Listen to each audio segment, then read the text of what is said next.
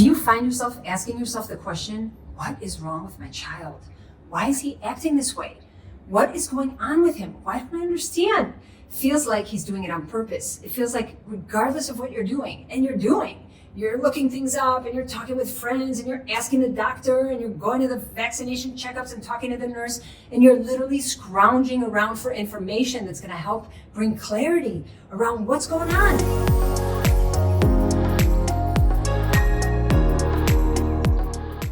Okay, I've done it all. I've tried everything. I've read every book. I've talked to every professional. It must be his genes. Maybe he got his father's genes. Maybe it's my mother-in-law's genes. Maybe it's just, that's who he is. He's one of those needy kids. And then you just dismiss because you're lost. You just don't know what to think anymore. And you don't know where to put your finger. Nothing makes sense. The behavior is completely off. It's like you want to leave the house, but there's a massive tantrum every time you got to go. Or you want to get your kid dressed, but he refuses to wear half the stuff in the closet. Or you put your kid to sleep and they're screaming all night long, no matter what you do. You fed them, you go to them, you pick them up, you put them back down. They still can't sleep. What is it? The truth is, it's just one big misunderstanding.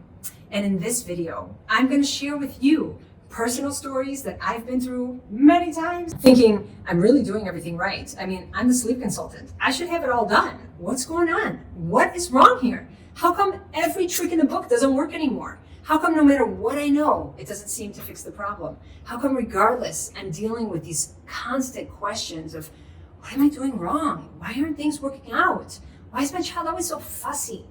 So we're going to talk about child sensitivities and how to understand them and how to recognize them and how to work through them so that we can move away from blame, move away from thinking there's something wrong with our child, embracing who our child really is with love, knowing how to navigate and how to understand them so that we can create calm at home and a wonderful connection together.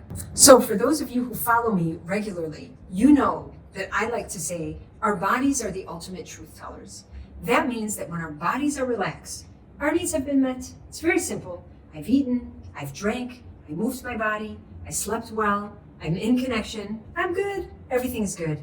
But if only one of those are not in balance, then our nervous system kind of gets aroused to tell us. It becomes a signal to indicate that something's off. So I haven't eaten in 6 hours, I'm a bit on edge. I didn't sleep well last night, I'm a bit on edge. You guys get the point. When we meet our basic needs, our bodies are calm. It's just the way things go. We eat well, we sleep well, things are in place, and we feel good. And sometimes that's enough. But specifically here, I'm talking about for kids that just doesn't seem to cut it. Regardless of what we're doing, they are not calm. They are not in this kind of place of content. And little tiny things can set them off. I remember with my daughter Maya, when we would need to leave the house, transitions were a disaster. Didn't matter what would happen. Every time I needed to leave the house, big blow up. I remember with my son, I would need to get him dressed. And every time I got him dressed, he needed to wear the same thing. It was 40 degrees here. I'm talking Celsius. So that's like 90 some degrees in Fahrenheit. And my son would not wear clothes unless it was hugging him. And he would say to me, those jeans don't hug me, Mom. I'm not wearing that. And I'm like, look how many jeans we have in the closet. No, Mom, it doesn't hug me. This doesn't hug me. This doesn't hug me. And he couldn't get dressed unless the clothing was hugging him. I have endless stories because my 4 kids have sensitivities and the families in my practice all come to me with different sensitivities. And each sensitivity is different because each child is different. And so it's not like we can say, oh, now I've had this, I know what to look for next time. It's more like we can recognize that the basic caregiving is just not cutting it.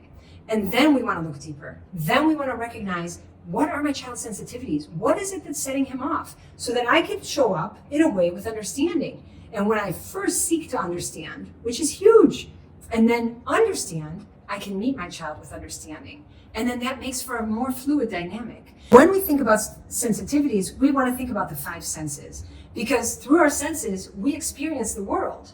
And so what is it about my child's experience that's setting him off? It must be something that has to do with the 5 senses. So we think about sight, and in that you're thinking, is it too bright? Is the bright light disturbing my child? Does that set them off? Then you want to think about smell. Is my child sensitive to different smells? Do I notice this low-level irritability around when I'm cooking at home or going to somebody's house, maybe they have a certain smell in their home, or I bought a certain perfume that I'm wearing and my child just can't stand it when I'm wearing that. So you're gonna have to do some detective work.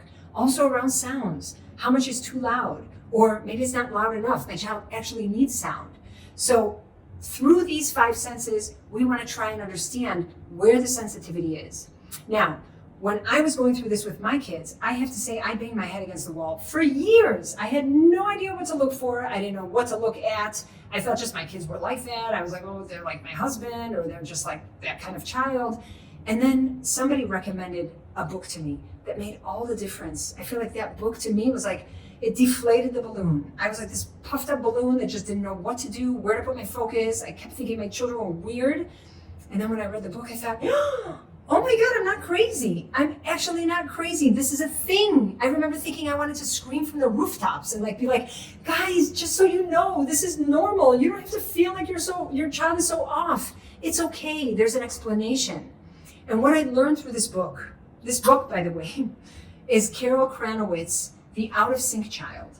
And in this book, my biggest takeaways were that there is something called a sensory seeker and there is something called sensory avoidant. And there's obviously more than that in the book. It's very complex. But these 2 takeaways were good enough for me. I remember thinking, I can either think of my child as a sensory seeker, meaning he needs to feel everything. He needs to like roll around in the sand. I remember we used to go to the beach and my daughter would bury herself up to here in the sand. I would be like, oh, that makes me cringe. But she loved it. She absolutely loved it. She needed to feel it, really, really feel it. Or my son, who needs clothes that's hugging him. That's the same type of sensory seeking. Or my older son now, who still sleeps with a fan, even with the air conditioning on, even though it's very comfortable in his room, but he needs the noise and he needs the cold, and they are sensory seekers or sensory avoidant, like my oldest. She was sensory avoidant. She still is sensory avoidant, actually, and she's 23 years old today. So things would set her off. So the tag on the clothing would be so annoying to her. Or I remember when I potty trained her, I was in awe of how fast she was potty trained.